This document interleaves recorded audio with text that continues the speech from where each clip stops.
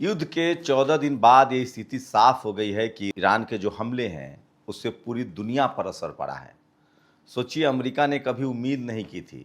एक सबसे advance F-35 होता है विमान जो फाइटर प्लेन में तेल डालता है, वो क्रैश हुआ है। और वो अमेरिका का सबसे आधुनिक विमान है। दुबई, जो दुनिया का सबसे सेफ शहर समझा जाता था, अमेरिका ने भरोसा दिलाया था कि दुबई को खरोच भी नहीं आएगा। दुबई की बड़ी बड़ी इमारतें जल रही है। दरअसल ईरान ने अब टेक्नोलॉजी बदल दी है, उसने अपनी रणनीति बदली है। पहले उसने खाड़ी देशों से अमेरिकी अड्डों को हटाया जो सैनिक अड्डे थे, और अब तमाम वो कंपनियां जो मल्टीनेशनल कंपनी है उस पर अटैक कर रहा है, जिसको सीधे सीधे अमेरिका से जुड़ाव है। ईरान के प्रमुख ने अब कहा है कि मैं अपने पिता की शहादत का ही बदला लूँगा। IRGS ने कहा है कि अगर हमारी रिफाइनरी, हमारे पावर सेक्टर को टच किया गया, खासकर बिजली या गैस या तेल के प्लांट को, तो ठीक सेम हमला हम भी करेंगे, और वो उसने कर दिखाया है।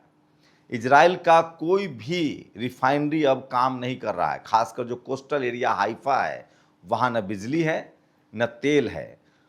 राजधानी तेल अवीव के एयरपोर्ट को पूरी तरह से बंद कराने में ईरान सफल रहा है। लोग अब वहाँ से न बाहर जा सकते हैं न अंदर आ सकते हैं।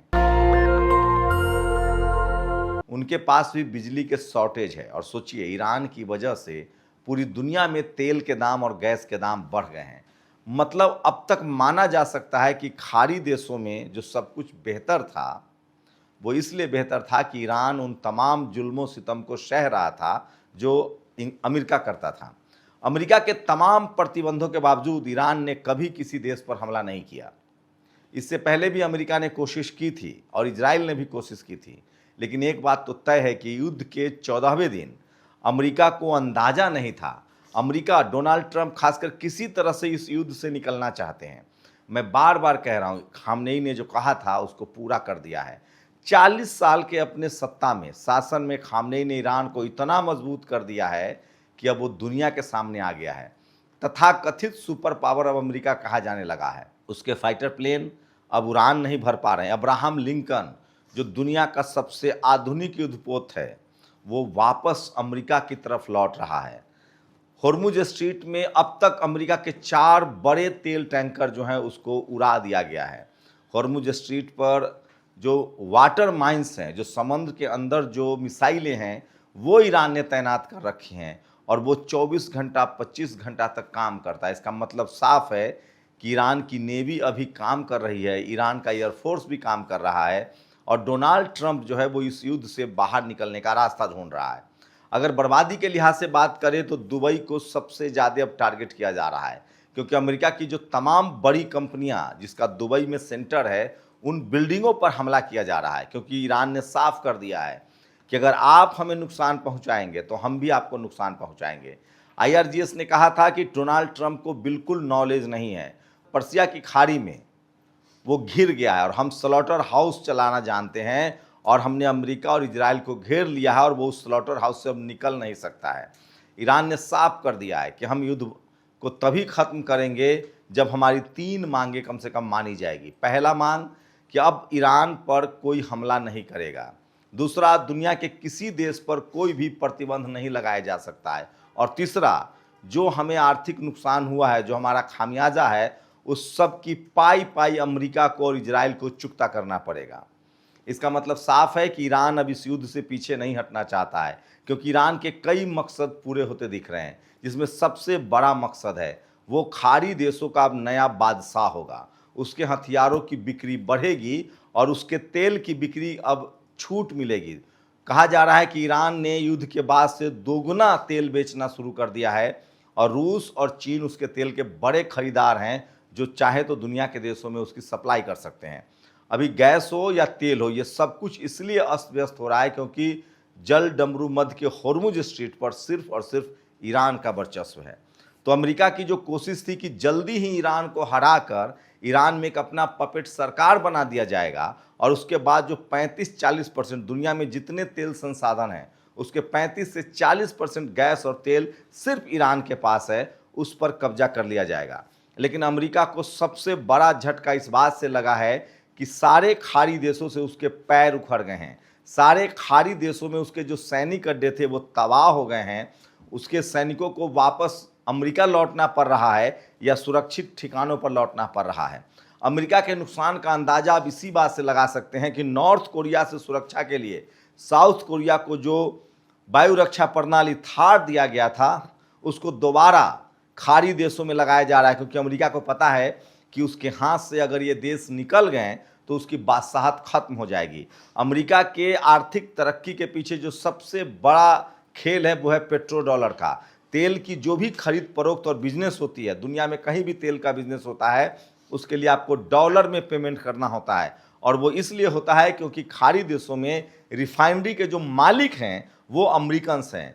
तेल का कुआं खाड़ी देशों के सुल्तानों का है, लेकिन रिफाइनरी जो है वो अमेरिका का है। अमेरिका में अब पहली बार एक रिफाइनरी लग रहा है जिसको मुकेश अंबानी $300 बिलियन में लगा रहे हैं। इसका मतलब है कि अमेरिका की सारी जो बादशाहत थी, अमेरिका की सारी जो अमीरी थी, वो तेल के पैसे से थी। और इसीलिए उसने खाड़ी देशों को कह रखा था कि हम आपको सुरक्षा देंगे और आप हमें हमारे मुद्रा में तेल का व्यापार कीजिए। तो ये बड़ा झटका लगा है। ईरान उसके कब्जे में अब नहीं आ सकता है। खाड़ी देशों से उसका बोरिया बिस्तर बन गया है और ये बात खाड़ी देशों को भी पता है। तुर्की हो, कतर हो, दोहा हो, यूएई हो, जॉर्डन हो, सीरिया हो, ओमान हो, ये तमाम देश चाह रहे हैं कि अमेरिका से उनका पीछा छूटे और इसीलिए वो इस युद्ध में पूरी तरह से अमेरिका के अब खिलाफ हो गए हैं। खाड़ी देशों ने तो बाकायदा बयान जारी करके कहा है कि हम अपनी ज़मीन का 1 इंच भी इस्तेमाल करने देना नहीं चाहते हैं। वही जो नए खुलासे हुए हैं कि रूस और चीन जो है वो लगातार लॉजिस्टिक सपोर्ट, हथियारों की सप्लाई ईरान के लिए कर रहा है।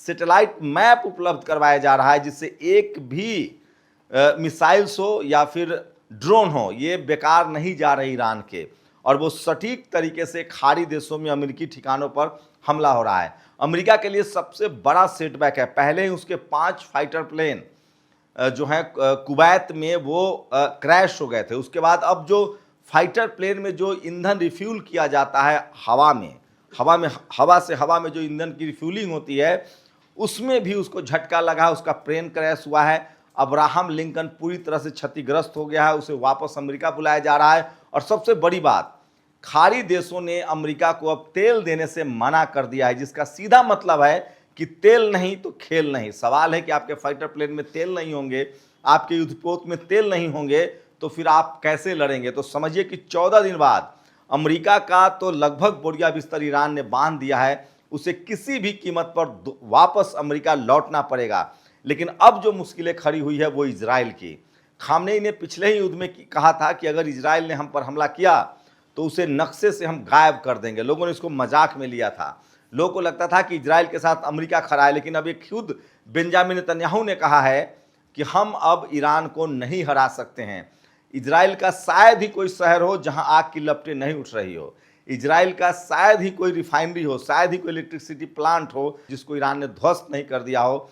इसका मतलब साफ है कि अब फिलिस्तीन की आज़ादी मुकम्मल है और खाड़ी देशों से अमेरिका का बोरिया बिस्तर बंधना तय है। लेकिन सबसे बड़ी मार दुनिया के उन तमाम देशों पर पड़ रहा है जो इस युद्ध से प्रभावित हो रहे हैं। ईरान ने कहा है कि हम 1 लीटर तेल भी उन देशों को नहीं देंगे या गैस नहीं देंगे जो किसी भी तरह से अमेरिका की मदद करें। और इसीलिए यूरोप हो, लैटिन अमेरिका हो, एशिया हो, तेल की कीमतें ऊपर जा रही है, गैस के लिए हाहाकार मचा हुआ है। तो जो लोग, मैं भक्तों की बात कर रहा हूं, जो लोग कल तक भारत में इजराइल और अमेरिका के लिए पूजा पाठ कर रहे थे, उनको समझना पड़ेगा कि इन वक्त पर अगर भारत ने थोड़ा सा लचीलापन दिखाया होता, वो इजराइल के मामले पर चुप ही रह जाता, इजराइल के साथ खड़ा ना होता, तो कम से कम तेल संकट नहीं खड़ा होता। क्योंकि ईरान जो है वो लगातार कोशिश कर रहा है कि रूस और चीन के अलावा हम किसी के भी जहाज को वापस नहीं आने देंगे। ये सबसे बड़ी बात है जो मैं आपको बता रहा हूँ। युद्ध के 14वें दिन ये लगभग साबित हो गया है कि इस युद्ध में ईरान ने अपनी बादशाहत कायम कर ली है और अमेरिका तक भले उसके मिसाइल न पहुँचे, लेकिन खाड़ी देशों तक उसकी पहुँच है, यूरोप के कुछ देशों तक पहुँच है। और इसीलिए यूरोप के देश भी अब कटने लगे और उनको लगता है कि अगर अमेरिका के साथ वो खड़े रहें तो ईरान का मिसाइल जो है वो वहाँ तक पहुँच सकता है। तो युद्ध के 14वें दिन अगर स्ट्रैटेजी के हिसाब से बात करें तो अमेरिका और ट्रंप चाह रहा है कि वो किसी भी कीमत पर इस युद्ध से वापस निकल जाए, लेकिन ईरान चाह रहा है कि यही मौका है। एक तीर से कई निशाने साधने हैं।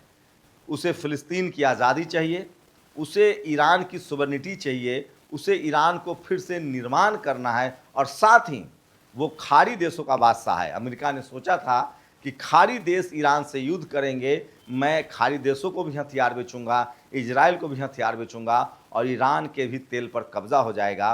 और ये पॉलिसी अब फेल हो गई है, और ईरान ने साबित कर दिया है कि वो अब खाड़ी देशों का बादशाह है। अब खाड़ी देश उसके संपर्क में रहेंगे, और अमेरिका अब वो सुपर पावर नहीं रहा। और अमेरिका सबसे बड़े अगर आंतरिक मंदिर में चला जाए तो आपको चौंकने वाली बात नहीं होगी, क्योंकि तेल पर से उसका कंट्रोल अब पूरी तरह से खत्म हो गया है। और वेनेजुएला का तेल भी तभी काम कर पाएगा जब उससे खाड़ी देशों के तेल में उसको मिलाया जाएगा। तो तेल के खेल से अमेरिका बाहर हो गया, और 50 साल के लंबे अंतराल के बाद अब अमेरिका को दुनिया ने नकारना शुरू कर दिया है। और इसके लिए कहा जा रहा है कि ट्रंप और बेंजामिन नेतन्याहू ने दुनिया को युद्ध में धकेल दिया है। दुनिया भर के गरीब लोगों पर भी इसका असर पड़ रहा है।